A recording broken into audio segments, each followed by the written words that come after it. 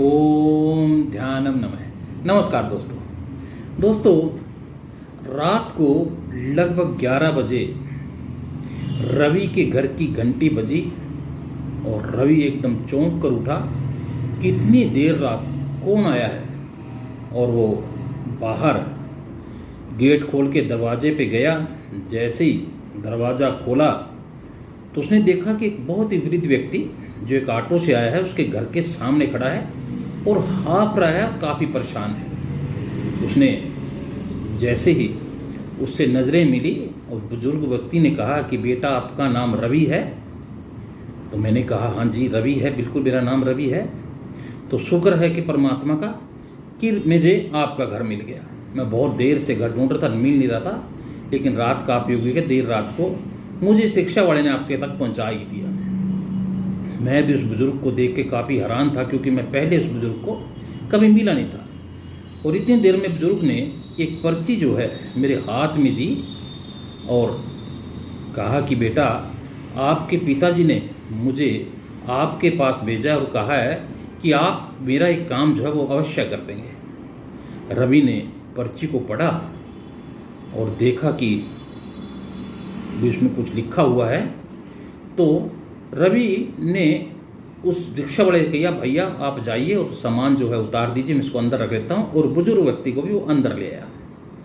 बुजुर्ग व्यक्ति को चाय पानी पिला के खाना खवा के कहा कि अंकल जी आप जो है सो जाइए, सुबह उठ के मैं आपका ये काम कर दूँगा। अब वो बुजुर्ग व्यक्ति भी, वृद्ध व्यक्ति भी काफ़ी निश्चिंत हो गया, क्योंकि उसे जो है जहाँ उसे लगा कि मैं जहाँ आना चाहता था मुझे मेरी मंजिल मिल गई। अगली सुबह रवि जो है उस बुजुर्ग व्यक्ति के पास आया, नाश्ता वगैरह कराया और नाश्ता करवा के जिस काम के लिए वो बुजुर्ग व्यक्ति दिल्ली आया था उसे लेके उस दफ्तर में गया। और दफ्तर में जाके वो दस्तावेज जो उसको निकलवाने थे, दरअसल बात ये थी कि कुछ समय पहले उस वृद्ध व्यक्ति की, उस बुजुर्ग व्यक्ति की के बेटे की हादसे में मृत्यु हो गई थी। और क्योंकि गांव में वो परिवार रहता था, कभी उसने दिल्ली का नाम नहीं सुना था बुजुर्ग व्यक्ति ने, क्योंकि गांव में उसने अपनी पूरा जीवन बिताया था। दिल्ली उनके लिए बहुत बड़ी बात थी। जैसे तैसे बेटे की मृत्यु के बाद वो अपना समय गुजारते रहे, लेकिन जब उम्र चढ़ी और जब करने के लायक ना रहे, उम्र काफ़ी होगी, तो उसे पैसे की ज़रूरत पड़ने लगी। तो लोगों ने सलाह दी कि क्यों ना आप अपने बेटे के दुर्घटना का कंपनसेशन के लिए आप अर्जी लगा सकते हो।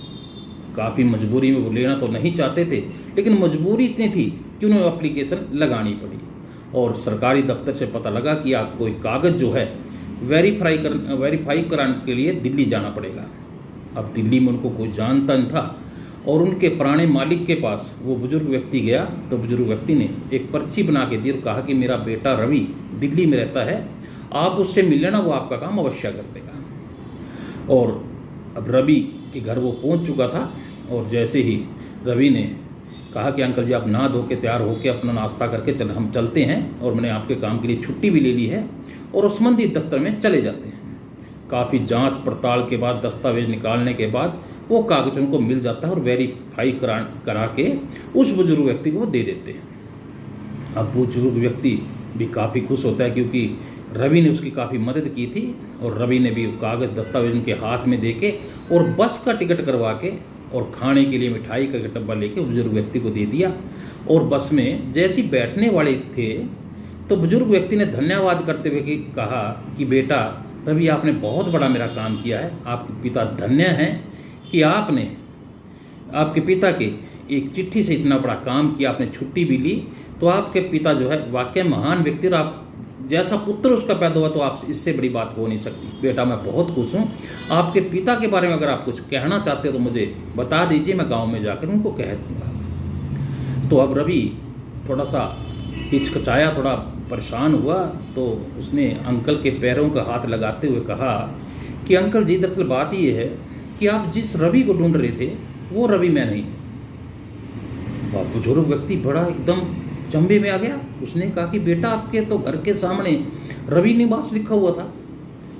तो रवि ने कहा कि जहाँ वो मेरा ही निवास स्थान है और मेरा नाम रवि है, लेकिन जो चिट्ठी आपने ले रखी थी वो मैं रवि नहीं हूँ।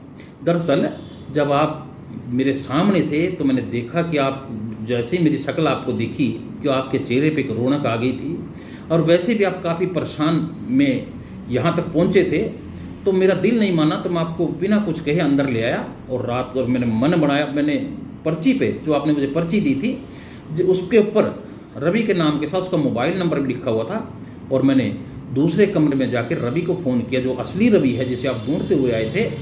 तो जैसे उसने फ़ोन उठाया तो वो बड़ा परेशान हुआ, क्योंकि वो 10 दिन के लिए दिल्ली से बाहर गया हुआ था, वो 10-15 दिन में आने वाला था।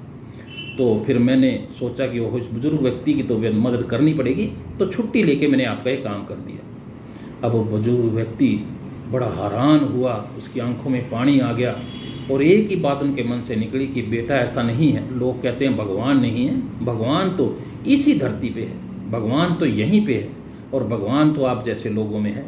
और ये कहते हुए वो बस में बैठ गया। अब दोस्तों, हम अक्सर अपने परिवारजनों की, भाई बंद की, यार दोस्तों की मदद करते रहते हैं, और कई बार वो हमारा एहसान मानते हुए कई बार नहीं भी मानते हैं। लेकिन कभी आप किसी अनजान व्यक्ति की मदद करके देखिए, वो आपका एहसान ज़रूर मानेगा और आपकी अंतरात्मा भी बहुत खुश होगी।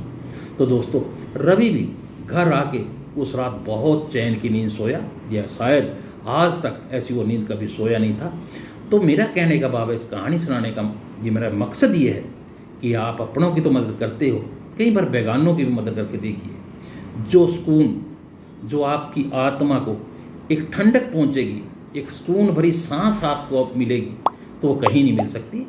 तो अपनों के साथ परायों की भी मदद कीजिए। ओम ध्यानम नमः।